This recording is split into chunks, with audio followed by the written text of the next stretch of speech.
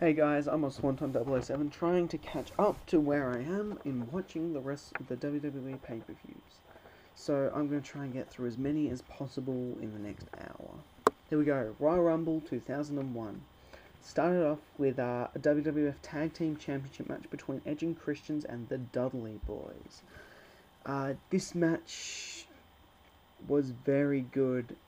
It got the crowd fired up, great psychology, nice wrestling. Lots of frequent tags and some just awesome stuff. 3 stars. Next match, the ladder match for the Intercontinental Championship between Benoit and Jericho. Nothing does my heart good like two great Canadian wrestlers just pounding the shit out of each other with hardware. This would have been a bit higher with a faster pace.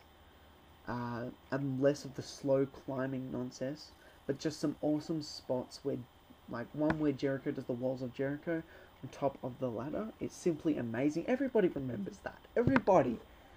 And Benoit does a headbutt off the top of the ladder and misses. You really need some testicular fortitude to do that. 4.5 stars for a ladder match. The WWF Championship match, but in the WWF Women's Championship match between Ivory and Chyna. It's a dud. Chyna gets injured. Blah, blah, blah, blah, blah. Next match. WWF Championship match between Kurt Angle and Triple H. You see now that the finish that Austin and Angle from Raw should have had, although a clean finish on a pay-per-view is indefinitely preferable, especially when Angle is turning into a 2000 honky tonk man with all the cheap wins and frequent non-title jobs. This overbooking is stupid, and crowd apathy aside, this was much better worked than the Unforgiven match. 3 3/4 stars. I'm really trying to get through this quickly. Where are we? The Royal Rumble. It was a good rumble with a bunch of noticeable slow spots. Austin wins and goes on to face The Rock at WrestleMania 17. 3.5 stars for that was The Rock's third. I believe it's the third Royal Rumble win. Next pay-per-view, No Way Out 2001. Oh, sorry. Overall score for the Royal Rumble 2001 was 9.25. Probably one of the best pay-per-views of the year. Alright, next pay-per-view. No Way Out 2001. It started off with a hardcore championship match between Raven and the Big Show. Nothing fancy here, just a lot of weapons and out-of-ring action. Just a typical hardcore affair. 1.25 stars. Next match, Intercontinental Championship match between Jericho, Chris Benoit, Eddie Guerrero, and X-Pac. It was a good contest. X-Pac really does suck, but he manages to look alright in this one. Lots of fast-paced action with an interesting finish. Benoit, Jericho, Guerrero, all in top form as always. 3.25 stars. Guys, I'm really sorry about these ratings. These pay-per-views. I'm just still trying to. I've sort of got it now, I think, in my later pay-per-views. But these early ones, I just couldn't be bothered watching some of the matches, so I copied and pasted from somewhere else. Next match, Triple H vs Stephanie McMahon. Basically crap. Storyline much stronger than the in-ring work.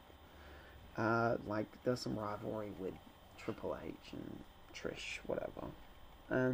Next match, the match of the night, the one that stole the show.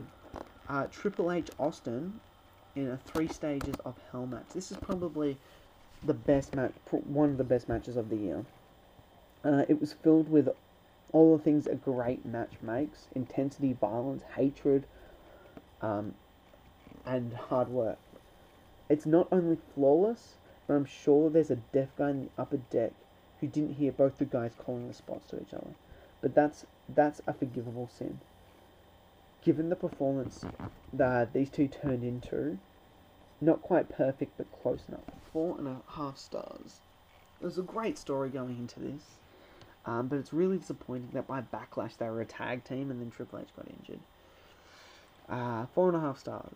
Next match, Steven Richards vs. Jerry Lawler, pretty much a throwaway match. Lawler has never done this much in the ring besides chops and pile drivers, and this is no different. Steven Richards predictably wins. Now, the second main event of the night, a tables match for the WWF Tag Team Championship between Dudley Boyz, the Brothers of Destruction, Edge and Christian. Kane and the Undertaker were surprisingly went up for this one, and the results are terrific as all 6 men put on a great show. 3 stars. Now the main event of the night, the WWF Championship Match between Kurt Angle and The Rock. Rock made Angle look better by beating him than a half a dozen or so guys that Angle went over. This would have also marked the first anglicized style match with lots of reversals of finishes into wrestling holds and back again. 4 stars. Good championship match. Now, I'm going to skip over WrestleMania and go to Backlash. And I'll do WrestleMania in its own video. So Backlash... Oh wait, sorry. The overall pay-per-view result for No Way Out was, I believe, a 7.75. And now on to Backlash 2001. It started with the Dudley Boyz versus X Factor. Not a bad tag match, and a decent opener to get the crowd into it. 2.5 stars. Next match. Hardcore Championship match between Rhino and Raven. Excellent hardcore match here. These two went balls out and came out with some innovative hardcore spots. Plus the crowd really seemed into it for every second of the match. So great stuff all around.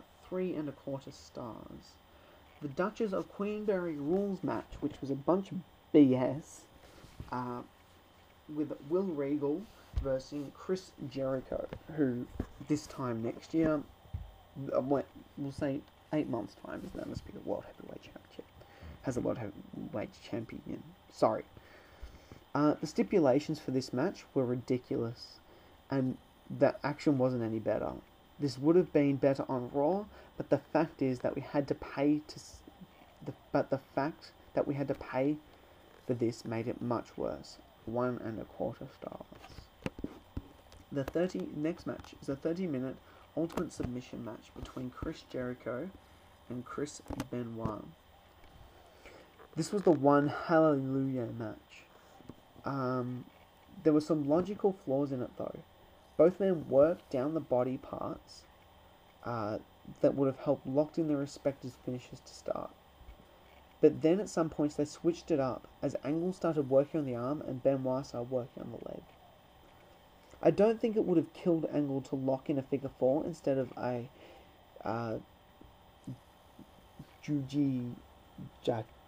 or whatever, some hold, and I don't get why Benoit would have switched up his game plan from working on the arm to the leg if he was tied with Angle while doing so.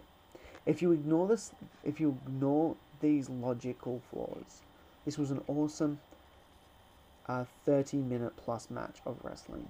3.5 stars. Next match, a last man standing match between The Big Show and Shane McMahon in a 2.5 star match. The spot at least made the match amazing. Oh, what was the spot? Oh, there was some spot. This was just a rehash of their 2000 match, complete with Test interfering. 2.5 stars. The second main event of the night was for the European Championship between Matt Hardy, Christian, and Eddie Guerrero. A year later, Christian is still going for this goddamn title, which I do not fucking get. Matt Hardy versus Christian versus Eddie Guerrero. Solid match. All three guys worked very well with each other, as you expect. It probably would have benefited from more time, but what are we going to do here? But what we got here was a good match. Sorry. 3.5 stars. Now the main event of the night, winner takes all match. With Triple H as the Intercontinental champion, and Steve Austin as the WWF champion versus the WWF Tag Champions, the Brothers of Destruction. It was a really long yet entertaining match, but I would have preferred to see a little more Taker and a little less Kane. But I believe Taker was injured. But that's only a minor gripe, because these guys went balls out. A great way to end the show. 3 stars. Overall, I gave the Backlash pay-per-view a 7 out of 10. So guys, I am a Swanton. Comment, rate and subscribe. I thank you.